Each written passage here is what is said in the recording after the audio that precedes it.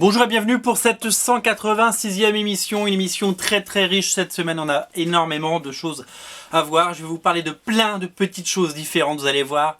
On sort un peu du cadre, mais il y a beaucoup de choses à dire. J'espère que je vais pouvoir parler de tout puisqu'il n'y a qu'une vingtaine de minutes, comme chaque semaine, comme vous le savez. Le coup de cœur de la semaine, comme je vous disais, on sort des sentiers battus puisque on n'est pas chez Panini, on n'est pas chez Urban, on n'est pas chez Delcourt, nous sommes chez Original Watts. Original Watts est un éditeur qui propose des bandes dessinées en tirage limité. Ils ont fait des choses magnifiques comme l'intégrale de l'Archer Blanc par exemple de Jean-Yves Mitton qui était paru dans le journal de Mickey.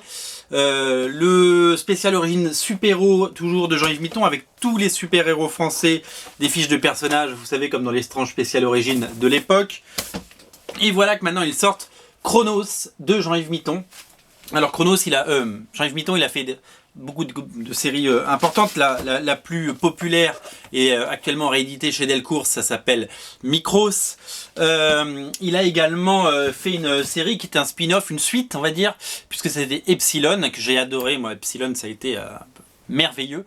Et puis après il est revenu c'était dans les pages de Titan à l'époque, et on a les couvertures à l'intérieur puisque on ne triche pas chez voilà. Ça c'était la couverture originale. C'était la couverture originale du Titan, donc c'était le Titan numéro 115. Et est-ce qu'il y a la date? Ah non, c'est marrant, il n'y a pas la date, il y a marqué mensuel 115. Est-ce que derrière, voilà, août 88, eh ben, ça ne nous rajeunit pas, j'avais 12 ans, j'en ai 38. Eh ben, donc Chronos, moi j'ai adoré Chronos, un peu moins que Epsilon, parce qu'Epsilon reste, comme je vous le dis, mon panthéon, mon truc culte. Et Chronos, j'ai adoré. Il y a eu seulement 8 épisodes, donc c'est l'intégrale des 8 épisodes réédités dans une magnifique édition.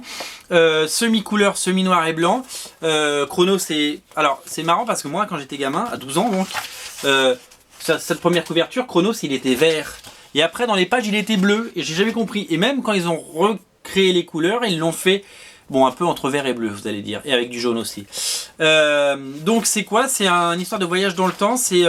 On est à Lyon dans les années 80, en 88, et il y a ce personnage, ce gladiateur qui arrive dans les rues de Lyon, et en fait il a voyagé dans le temps, il a cette petite bague absolument géniale. Il se bat comme un gladiateur, voilà, et là ça c'est la bague, mais qu'est-ce que j'ai pu halluciner sur ça? Donc comme vous pouvez le voir, Chronos c'est bleu, et le reste est en noir et blanc. Et on va découvrir sa vie, sa femme, son œuvre et ses voyages dans le temps. C'est de la science-fiction à la Jean-Yves Mitton, donc c'est très bien fait, c'est excessivement bien dessiné. C'est une magnifique édition et bravo et merci de nous faire revivre ces trésors Original Watts, vous êtes vraiment les meilleurs. À noter que donc cette édition existe en deux versions. Une première version grand public tirée à 500 exemplaires, si je ne me trompe pas. Et une édition donc il y a 800 exemplaires en tout, il y a 250 exemplaires collector qui coûtent un peu cher avec plein de bonus comme un tiré à part signé par Jean-Yves Mitton à seulement 250 exemplaires comme on le dit, d'autres tirés à part comme ça que vous pouvez voir, voilà, des ex-libris etc. C'est plutôt chouette, plein de cadeaux de la part d'Original Watts. Alors l'édition limitée tirage de tête est à 60 €. Et par contre l'édition classique, juste la BD, seulement la BD dans son édition classique, est à 25 €, ce qui est tout à fait abordable. Je vous mettrai les liens sur Comic Space bien entendu. Voilà, si vous êtes nostalgique de cette époque Titan, Chronos est fait pour vous les amis. Voilà, très bonne lecture et je suis ravi. En tout cas, bravo Delcourt. Bravo Original Watts. Pourquoi j'ai dit Delcourt? C'est parce que le prochain titre est un Delcourt, c'est le Goon. On me dit tu parles jamais de Goon. Alors on me dit aussi tu parles jamais d'ici et tu parles jamais d'Urban. C'est faux. Deux, c'est pas faux. Je parle beaucoup de Marvel. Parce que je suis un enfant de Marvel et parce que j'aime mes comics Marvel, j'aime les super-héros Marvel, j'ai baigné dedans, je lisais Strange et Titan et Special Strange quand j'étais gamin, surtout Special Strange et Titan. Et à cette époque-là, il n'y avait quasiment pas de DC en France. Et donc les héros que j'aime et les héros qui pour moi, que j'ai envie de lire tous les mois, c'est les héros Marvel, c'est les X-Men, c'est etc., etc. Et donc du coup, c'est vrai que c'est compliqué de faire de la place aux personnages d'ici. Bon, Batman, évidemment, c'est un incontournable. J'adore Batman, j'adore Superman, dans certaines histoires, bien entendu, pas tout. Mais j'ai beaucoup de mal avec les personnages autres de la Justice League. Alors, j'aime beaucoup de Justice League par Jim Lee ou par Jason Fabok actuellement, que j'achète. J'aime beaucoup la Wonder Woman de David Finch et Meredith Finch, qui sort en ce moment aussi. Par contre, je cache pas que j'ai beaucoup de mal avec des personnages comme Flash, Green Lantern, Aquaman, qui, je lis, mais ils peuvent se faire massacrer ou se faire whimmer ou tout ce que vous voulez. Moi, je ne respire pas leur air et mon cœur ne me bat pas pour eux. Donc, c'est vrai que je lis moins de DC, d'Urban. Mais j'adore ça, j'adore ce qu'ils font, je le dis dans toutes mes émissions. Et puis il y a des séries Urban Indies ou Urban Vertigo qui sont absolument géniales, comme Saga, comme Thousand Bastard, comme etc., etc. Donc je ne boude pas d'ici, mais c'est vrai que je priorise souvent Marvel parce que ce sont mes héros tout simplement. Alors, The Goon justement, pour faire taire tout le monde, c'est déjà le tome, j'ai 12 ou 14, j'ai un trou de mémoire, 12, c'est le tome 12. Et The Goon, alors c'est un personnage fantasque, cartoony et rigolo, une espèce de grande brute au grand cœur, avec un dessin absolument magnifique signé Eric Powell. Il fait tout, hein, scénario, dessin, maintenant les couleurs c'est plus tout à fait lui. Et c'est des histoires, c'est très lucha libre, c'est très boxe à l'ancienne, c'est très foire aux monstres, c'est très comme ça, c'est un peu ils disent dans la 4e de couverture à juste titre que c'est le petit frère d'Hellboy. Et que c'est pas faux, et voilà, et c'est souvent très drôle, c'est unique, c'est unique The Goon. Et ce tome 14, il réunit plein d'histoires courtes, plutôt sympa, et ça permet d'avoir un très bel aperçu, et puis c'est magnifiquement dessiné. Il était à Paris il n'y a pas très longtemps en dédicace, notre ami. À savoir aussi que dans cet album, il y a des pages avec des dessinateurs invités, tels que Kyle Hotz et Mark Buckingham. Mark Buckingham est un des dessinateurs principaux de la série Fable, comme vous le savez, certainement. Voilà, c'est toujours très beau, The Goon, toujours très chouette, et je vous invite vraiment à jeter un œil dessus. Alors, on m'a posé la question il n'y a pas longtemps sur Comics Place, par quoi commencer pour... il y a 12 tomes de The Goon. Alors, la réponse bateau, c'est de dire, commence par le début, commence par le tome 1. Moi j'ai envie de dire commencez par le tome 1, mais le tome 1 a vachement vieilli, parce que graphiquement c'était un peu moins bien, enfin c'était parfait, mais c'est un peu daté, parce que ça a quelques années, etc. etc. Donc moi j'ai envie de vous dire, voyez, là il y a tous les albums à la fin, et ben regardez celui-là, ça c'est le tome 6, il s'appelle Chinatown. Chinatown, c'est un one-shot de The Goon. Eh ben vous lisez ça, et si ça vous plaît, vous achèterez toute la série. Voilà, moi je vous dis, il faut commencer par le tome 6 de The Goon, et vous ne serez pas déçus. Voilà, c'était mon conseil beauté du jour. Alors, vous allez dire que je ne parle pas de Urban. En fait, j'ai fait mon speech sur Urban trop tôt. Il est parti comme ça. Et alors j'ai reçu un truc génial. Et je pense, alors je sais pas comment, je me suis pas renseigné comment ça va être diffusé, mais vu que la version précédente sur le catalogue DC était également distribué, offert gratuitement en librairie, je pense que celui-là le sera aussi. C'est le guide Urban Indies. Alors chez Urban, il y a l'univers DC, donc c'est Urban Comics. Il y a l'univers Vertigo, Urban Vertigo, avec les séries comme Saga, non pas Saga justement, Vertigo comme Fable, comme Preacher, etc. Et il y a les séries Indies, c'est toutes les séries glanées chez les éditeurs différents, souvent Image Comics aux États-Unis.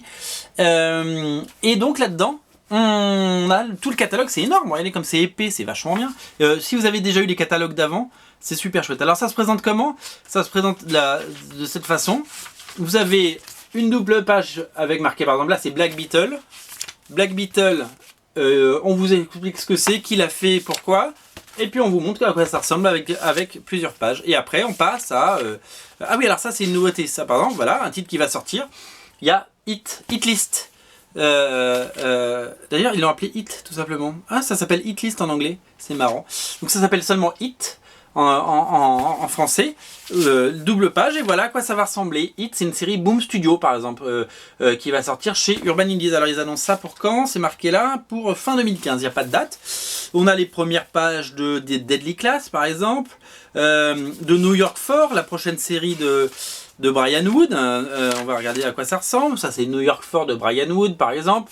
Il y a la série Rocket Girl d'Amy Reader. Est-ce que je le trouve là? Il y a toutes les séries sorties et qui vont sortir. C'est super simple. Ah oui, il y a ça, il y a Witches. Je vais vous montrer Witches. Witches, c'est la nouvelle série de Scott Snyder et Jock. Donc c'est pas des nouveaux, c'est pas des perdreaux de l'année. Regardez comme c'est chouette. Graphiquement, c'est très très intéressant. Et ça sort chez Urban Indies en novembre, vous voyez. Donc voilà, donc beaucoup de choses. Un super catalogue, donc ça c'est offert. Dans tous les comic shops, mais je ne sais pas à partir de quand, je n'ai pas la date, mais je voulais vous le montrer en tout cas, et donc si vous le voyez, chopez-le parce que ça vous donnera des idées de très bonnes lectures, notamment Saga qui est génial, Black Summer absolument fabuleux. Qu'est-ce qu'on a d'autre? Il y a tout là. Il y a Man of Wrath qui va sortir et pareil ça a l'air très très bien, on en reparlera quand ça sera sorti. Donc Rocket Girl on l'a dit. Deadly Class aussi qui va sortir. Deadly Class c'est le nouveau Rick Remender, ça c'est pour septembre ou octobre je sais plus. Voilà, on a même la couverture du tome 5 de Saga, vous voyez en tout petit là. Voilà, il va se passer plein de choses du côté de Urban Indies et puis voilà. Donc ça c'est super chouette, bravo d'éditer un aussi beau catalogue. Alors puisque nous sommes, on parlait d'Urban Indies, je vous ai parlé la semaine dernière de Thousand Bastards. Je voulais signaler que, donc j'avais enlevé l'autocollant, vous vous souvenez, ça c'est le mien. Notre ami Jason Latour, le scénariste Jason Latour, le dessinateur Jason Latour, était à Paris cette semaine. Alors ce qui est bien, c'est que donc il est venu grâce à Urban. Et donc il est venu pour le salon du livre à Paris, et puis il a fait une petite tournée, je sais qu'il est allé au Mans par exemple, donc il n'y en a pas que pour Paris, parce que souvent on dit ouais il n'y en a que pour Paris machin etc. Non, il a fait un vrai tour et ça c'est super chouette, et il s'est arrêté chez Pulps ce vendredi, et voilà, moi j'avais laissé mon album, et j'ai eu droit comme beaucoup de gens à ma petite dédicace sur mon album de Thousand Bastards, donc je suis assez content parce que non seulement j'ai beaucoup aimé comme je vous l'ai dit la semaine dernière, mais en plus j'ai un petit dessin, et donc je lui ai demandé, j'en ai profité pour signer quelques comics en VO. Donc ça c'est le premier numéro de Wolverine and the X-Men, vous voyez, avec la signature de Jason Latour. Alors il est dessinateur sur Thousand Bastards, mais il est scénariste chez Marvel aussi. Et c'est lui qui a relancé la nouvelle série Spider-Gwen. Spider-Gwen, c'est en fait dans les pages de Spider-Verse, il y a eu une série qui s'appelait Edge of Spider-Verse, et ils ont lancé une Gwen Stacy Spider-Woman. Par Jason Latour au scénario et Robbie Rodriguez au dessin. Et donc voilà, il m'a fait un petit... vous avez vu comme c'est chouette d'avoir ce petit dessin là. J'ai une dédicace de Spider-Gwen par Jason Latour, le scénariste. C'est plutôt chouette. Donc du coup, ils ont lancé une série régulière qui cartonne, c'est plus de 200 000 exemplaires aux États-Unis. Le numéro 1, il est là, je l'ai dans les mains, il est dans ma collection, avec également une signature. Et grâce à Pulps, j'ai pu avoir la couverture hyper rare de J. Scott Campbell, qui est magnifique. Elle m'a coûté une fortune. Je mets rarement... enfin, une fortune, ça m'a coûté un peu de sous. Et, je mets rarement beaucoup de sous dans une couverture, mais là, voilà. Et là, j'ai la signature, voilà. Donc, en plus, il a pris de la valeur. Donc, je vais le revendre très cher sur eBay. Non, je vais le garder, parce que moi, mes comics, je les garde. Surtout mes comics VO. Voilà. Et donc Jason Latour était dispo. Je voulais également vous signaler que un autre dessinateur était présent cette semaine, et il est encore là, je crois qu'il va repasser par Paris. C'est le dessinateur de Lady Mechanica, monsieur Joe Benitez. Joe Benitez est venu à Paris. Il a fait un tour de France, absolument génial. Alors Joe Benitez, donc Lady Mechanica, c'est sa série qui a commencé chez Aspen, et puis il a décidé de l'éditer lui-même chez Benitez Productions. Les 5 premiers numéros sont sortis. Ça y est, le numéro 5 est sorti, ça y est, la première mini-série est complétée. Donc ceux qui me posent la question, à quand la VF, je pense qu'on devrait en savoir plus très vite maintenant, puisque, enfin moi je sais chez qui ça va être fait, mais j'ai pas le droit de le dire, a priori. J'ai a priori l'info, mais on me l'a balancé, mais on m'a dit, je te dis rien. Lady Mechanica va arriver en VF. Donc je pense que ce sera pour 2016 maintenant. Mais ça va finir par arriver. Donc il a fini par le compléter. Il a fait son tour de France. Il a fait une tournée d'Europe. Il était en Belgique ce week-end. Il était également à un salon en Hollande. En France, il a pas fait que Paris puisqu'il est allé à Avignon chez Comic Shop. Il est allé à Bordeaux chez Pulps. Donc Paris, Pulps, il a fait son vrai tour. Et moi je suis très fan et je collectionne donc les variantes cover. Ça c'est la numéro 4 Valentine cover, limitée à 1000 exemplaires comme vous pouvez le voir. Ça c'est la Benitez cover, limitée à 500 exemplaires. Donc, alors par contre, je les ai pas, elles sont pas signées parce que moi j'ai pas pu le rencontrer, Joe Benitez, malheureusement. Et ça c'est le numéro 5 qui est sorti. Alors ça c'est la Euro Edition, 500 exemplaires aussi, et c'est le comics qu'il a fait imprimer spécialement pour sa venue à Paris et en France. C'est génial. Donc voilà, donc numéro 5, donc ça c'est une version hyper rare du 5, et la version mainstream. Je vous le montre parce que ça va vous intéresser cette série. La version mainstream, elle est là, donc 2 couvertures. Une première couverture donc signée Benitez et une deuxième couverture signée Francesco, le dessinateur qui travaille beaucoup chez Zenescope. Voilà. Et donc ça y est, la première mini-série est terminée. La première mini-série est terminée. Enfin, après presque 4 ans. Il faut savoir que la deuxième est prête. Et je vais déjà vous montrer les pages de la deuxième. Parce que c'est absolument à tomber par terre. Ils ont fait un travail de déglingo. Alors la prochaine, c'est ça. C'est The Tablet of Destinies. Voilà, il y a quelques pages de preview à la fin. Et regardez le niveau de dessin. Alors il s'est fait aider, il n'est pas tout seul. Il y a Joey Benitez au dessin. Avec un dessinateur qui s'appelle, j'allais dire Bernard Montiel. Non, il s'appelle Martine Montiel. J'ai eu un trou de mémoire. Martine Montiel, regardez comme c'est beau. Et l'excellente nouvelle, et ça je vous en ai parlé plusieurs fois sur Comic Place, c'est que cette série va être importée par le site, vous savez, que j'ai créé pour offrir plus de comics en VO à pas cher au public français. Elle est disponible sur Original Comics en pré-vente, c'est-à-dire que le premier numéro sort dans un mois, donc vous le précommandez maintenant et vous l'avez dans un mois chez vous, et ça c'est chouette. Il y aura 2 couvertures et ça vaut c'est 4$ pièce. Alors l'euro en ce moment est pas très bon face au dollar, donc du coup ça fait un peu plus cher en euros, mais on espère que ça va baisser très très vite parce que on aime bien avoir des comics pas trop chers. Donc si vous voulez absolument ne pas rater la nouvelle série Lady Mechanica The Tablet of Destinies, c'est sur Original Comics, je vous mets le lien sur Comics Place, et si vous avez la flemme, c'est originalcomics.fr. vous pouvez acheter déjà, précommander les 3 premiers numéros et la série ne sera pas en retard cette fois, c'est annoncé. Alors j'ai décidé de vous agacer. Et je vais vous montrer un cadeau que j'ai eu de la part de Joe Benitez et grâce à nos amis. Voilà, ça apparaît à l'écran. On ne fait pas la balance des blancs, hein. C'est clairement voilà. J'ai pas pu aller à la dédicace, mais voilà, j'ai missionné un ami qui m'a très gentiment ramené ce dessin de Joe Benitez de Lady Mechanica, un original. Voilà, une dédicace. Je suis très content et très fier d'avoir ça. Je suis très très fan de cette série. Et je pense que, j'espère qu'on va l'avoir en VF très vite et que ce sera très vite communiqué sur qui sera l'éditeur et qu'on pourra commencer à en parler. Et en attendant, la VO sur Original Comics, je vous en ai parlé. Alors je voulais vous parler d'un titre dont je vous ai parlé parce que c'est un petit coup de cœur sur Comics Place. C'est ça, c'est Zombie Tramp que j'ai découvert. Zombie Tramp, le nom me plaît, c'est un éditeur indépendant qui s'appelle Action Lab aux États-Unis. Action Lab est un éditeur qui propose des choses un peu différentes. Et Zombie Tramp, c'est une série sexy comme vous pouvez le voir. Et Zombie Tramp, ça veut dire quoi? Ça veut dire la traînée zombie. Et l'idée c'est quoi? C'est une fille zombie un peu paumée, un peu perdue, qui erre. Elle erre sur Terre, là dans le Nevada, pas loin de Las Vegas pour le coup. Et comme vous avez vu, elle a des atouts. Et elle use de ses charmes pour assouvir sa soif, puisqu'un zombie, un vampire aussi, mais là un zombie, ça a besoin de becter quand même.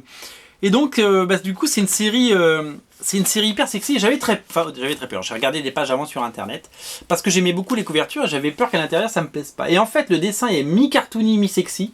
Et moi, j'aime beaucoup. J'aime beaucoup le traitement, le rendu des couleurs. Ça fait très dessin animé.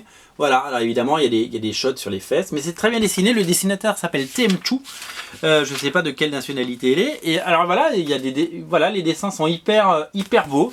Et l'histoire est très fun, et moi j'aimerais bien un jour avoir une VF là-dessus. Il y a un petit côté manga, on va dire, même si j'aime pas mettre des étiquettes sur les choses. Mais petite trouvaille, moi j'aime bien découvrir des choses et vous faire découvrir.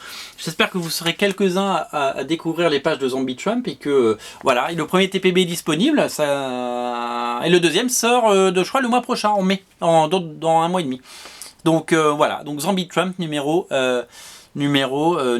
TPB numéro 1. Voilà, je vous en ai parlé sur Comics Place, je vous le montre. Alors, rapidement, j'ai lu quelques comics VO, parce que j'ai lu très peu de VF, mais comme voilà, il n'y avait pas de VF, j'ai lu de la VO, mais je lis de la VO toutes les semaines, et je profite pour vous en parler. Sortie du numéro 32 d'Uncanny X-Men, avec la conclusion du testament de Xavier, et donc sur le futur destin de Cyclope, et de sa nouvelle école, dessiné par Bacalo en très grande forme. J'ai pris un plaisir total, et parce que je suis amoureux de cette série et du style de Bacalo. Je crois que c'est le dernier numéro qu'il va dessiner, parce que je crois qu'il n'y en a plus que 2 après, et que c'est Chris Anka qui va terminer. Mais voilà, Bendis va quitter bientôt les X-Men, et oui, Bacalo reviendra pour le numéro 600, qui sera le dernier. Ça, ce sera dans quelques mois chez vous. C'est la nouvelle série de Mark Millar, Chrononauts, dessinée par Sean Murphy. Alors ça, je pense que vous allez aimer. Je pense que ça sortira chez Panini, à moins que ça sorte chez Urban, à voir qui remportera la timbale. Donc, magnifique dessin de Sean Murphy.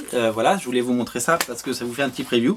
Et ce dessinateur que j'ai découvert, alors ça c'est Alex Ross évidemment, la nouvelle série Guardian 3000, qui on en est au numéro 5 ou 6 aux États-Unis, dessinée par l'incroyable Gerardo Sandoval. Un dessinateur que j'ai découvert qui avait fait du Wolverine, mais c'était pas terrible.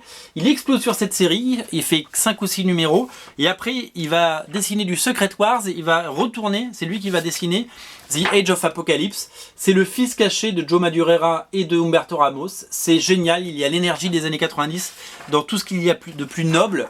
C'est un dessin absolument incroyable.